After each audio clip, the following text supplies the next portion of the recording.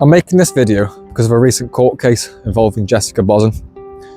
A case where her partner was so terrified that he jumped from a moving car to escape. That man later took his own life. I need people to understand something. That wasn't the first time.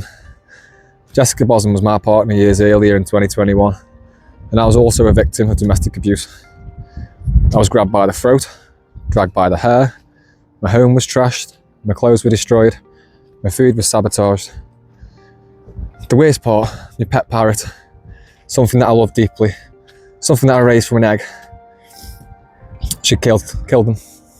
She poisoned them. I lived in fear. When the abuse escalated, I did what everyone's told to do, and I called the police for help. When the police got there, I was the one that was arrested. I wasn't listened to. I wasn't protected. I was treated as the abuser, simply because I'm a man. So when I read about the court case, I didn't see a headline. I saw a pattern. I saw behaviour that I recognised. And I saw what can happen when men aren't believed. Kyle didn't just end up jumping from a moving car. He was terrified. He was being threatened with a knife. That's the last resort of someone who genuinely believes they're about to be seriously harmed or killed. And anyone pretending otherwise is lying to himself. I'm sorry. This is the part that eats me alive. I warned him. In 2021, I reported real domestic abuse. Physical, mental, control and destructive domestic abuse. Staffordshire Police arrested me and they left here free. Free to carry on, free to escalate, free to do it again and again until someone finally paid with their life. This wasn't a mistake. It was incompetence mixed with bias. A system that sees male victims and decides he must be the problem. A system that would rather get it wrong than admit women can be violent abusers too. Jess didn't suddenly become dangerous the night Kyle died. Sure he was. She had history. She had victims.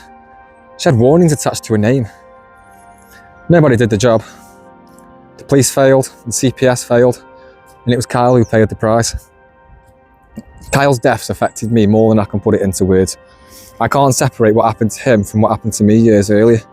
And I believe, honestly and painfully, that if justice had been done in 2021, Kyle would still be alive today.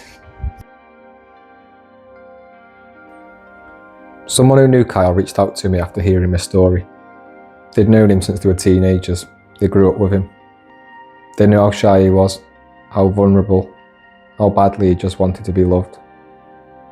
They watched her take advantage of that, slowly, deliberately, for nearly 4 years.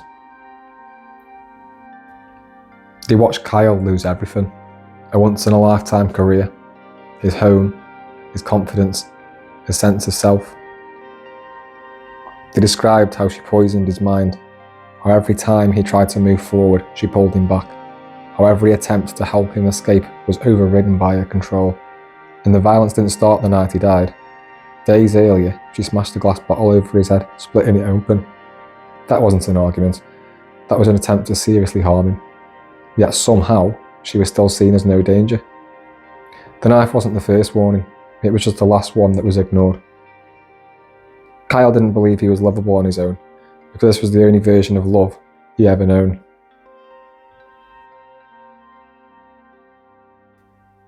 He needed safety, and she needed control. Even in death, the priorities didn't change. While people were still grieving Kyle, she was asking about his car. That's not shock, that's lack of humanity. And the most frightening part, this isn't over. She'd already served most of her sentence. She'll be released soon. And unless something changes, someone else will become the next Kyle. And this is why speaking matters, and this is why silence kills. Living with the knowledge that warning signs were there and ignored is devastating. Absolutely devastating. It leaves me feeling guilty. It makes me angry. A massive, huge sense of injustice. Not just for Kyle, but just for every victim who isn't believed, because they don't fit the stereotype. Men experience domestic abuse. Men ask for help, and too often men are ignored, dismissed, or blamed. Let me be clear, this isn't about denying women's suffering. Women deserve protection, but so do men. Abuse doesn't have an agenda, and fear does not care what society thinks it should look like. Here's what really makes me angry. Men are falling apart. The world's just barely flinching. We show up, we joke, we smile, all while we're bleeding internally. People say men used to suck it up. They went to war. Yeah, and look what it did to them. Generations come home haunted, broken, addicted, violent, numb, because no one let them say that they weren't okay. They didn't suck it up. They suffered in silence. Someone else once said, "You're just doing this for attention." That stayed with me. Because if someone's fighting to be seen, maybe it's because they've been invisible for years. So if you're watching this, hear me clearly. I don't want you to man up. I don't want you to bottle it up. And I don't want you to disappear quietly. I want you alive. I want you to speak, even if your voice shakes. I want you to feel, even if it's ugly. I want you to live long enough to heal. Your life matters. Every life matters. Even when you're angry, even when you're exhausted, even when everything else feels broken. You're not weak for hurting. You're human. And if no one else has ever said this to you before, then I see you. Your pain is real.